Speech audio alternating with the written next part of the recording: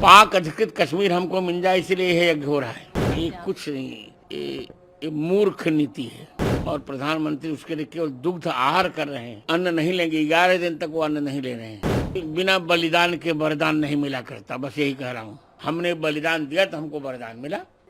14 वर्ष के वनवास के पश्चात भगवान राम के आने पर अयोध्या वासियों की जो प्रतिक्रिया हुई थी वही प्रतिक्रिया इसमें मेरी है। मेरे हर्ष का कोई ठिकाना नहीं है। मैंने 3 प्रतिज्ञा की थी।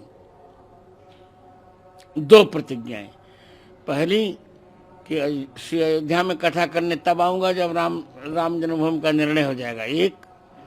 और दूसरी प्रतिज्ञा की थी कि अपनी राम कथा में श्री राम राज्याभिषेक का उत्सव तब करूंगा जब ये निर्णय हमारे पक्ष में आ जाएगा। दोनों प्रतिज्ञाएं भगवान ने पूरी कर ली, तो मैं बहुत प्रसन्न हूँ।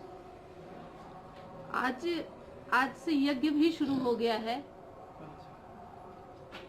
कहाँ यज्ञ जो शुरू हुआ है उसको लेकर क्या कहना चाहेंगे? जो प्रतिज्ञा आपकी पूरी हुई और यज्ञ चल रहा है यज्ञशाला में, तो आज नहीं कल से यज्ञ शुरू हुआ मेरा।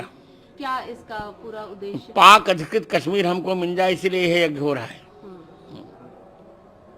तो पाक POK हमें मिल जाए, इसे 1008 कुंडी हनुमान महायज्ञ चल रहा है। ये त्रेता के पश्चात प्रथम निष्काम यज्ञ है। प्रत्येक यज्ञ में कोई न कोई कामना होती है।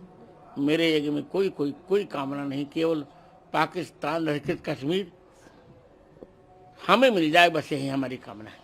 तो आपको उम्मीद है, जैसे प्रभु राम लला को की प्राण प्रतिष्ठा होने में, मंदिर बने 500 साल का पुराना मतलब संघर्ष रहा, और अब ये पाक अधिकृत जो कश्मीर वाली बात है ये भी बहुत ही संघर्षमय है और इतना बहुत ही मुश्किल है, तो आपको क्या पूरा पूर्ण विश्वास है? पूर्ण, हनुमान जी पर मुझे पूर्ण विश्वास। जब हनुमान जी सीता जी को ला सकते हैं लौटा करके, तो हमारी भूमि भी ला सकते हैं।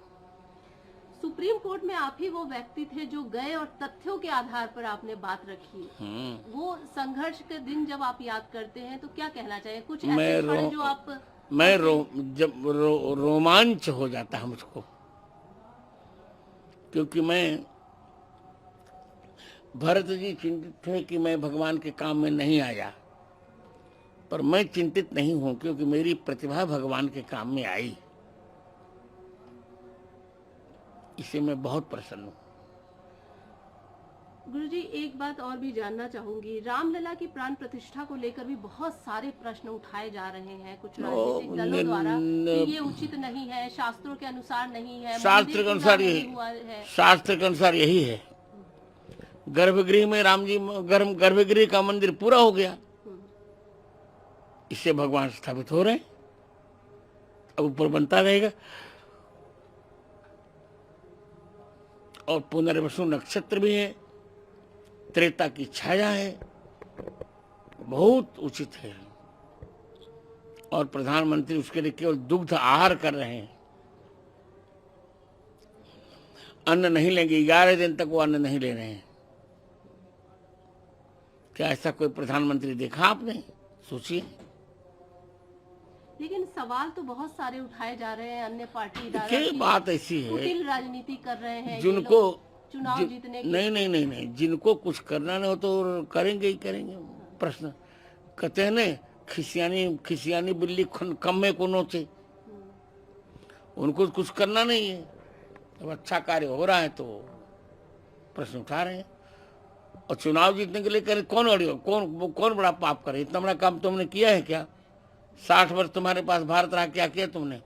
अब भारत 5वीं अर्थव्यवस्था हो गया, अब धीरे धीरे तीसरी होगा, अब फिर प्रथम हो जाएगा। तो आप इसको किस दृष्टि से देखते हैं? जो राजनीति हो रही है या धर्मनीति है, क्या मानते हैं आप? कुछ नहीं, ये मूर्ख नीति है। जो विपक्षी दल कह रहे हैं उसको आप मूर्ख नीति मान रहा हूँ। तथ्यहीन, जो कुछ करें सब तथ्यहीन है, सारे तथ्यहीन है। लेकिन एक चीज और आपसे समझना चाहूंगी, शास्त्र क्या कहता है? जो नियम हो रहे हैं, जो पूजा पाठ की विधि बिल्कुल हो रही है, शास्त्र के अनुसार हम लोगों ने तय किया है। शास्त्र के अनुसार है, शास्त्र के अनुसार है सब कुछ। कुछ भी नहीं शास्त्र से विरुद्ध है। पौष मास है पर मकर संक्रांति के सूर्य हैं, सौर मास मकर का है और द्वादशी तिथि है, शुक्ल पक्ष, पुनर्वसु नक्षत्र है, उसमें त्रेता की छाया आ रही है। उसी समय भगवान राम गर्भगृह में विराजमान हो जाएंगे, रामलला जी। संत समाज की अगर बात करें, बहुत संघर्ष रहा, कार सेवकों का भी बहुत संघर्ष रहा, खून की नदियां बही, उसके बाद आज प्रभु श्री राम अपनी जगह पर स्थापित होने वाले हैं जल्द ही।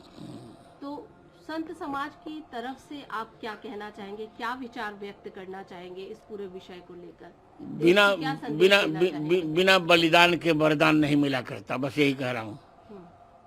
हमने बलिदान दिया तो हमको वरदान मिला।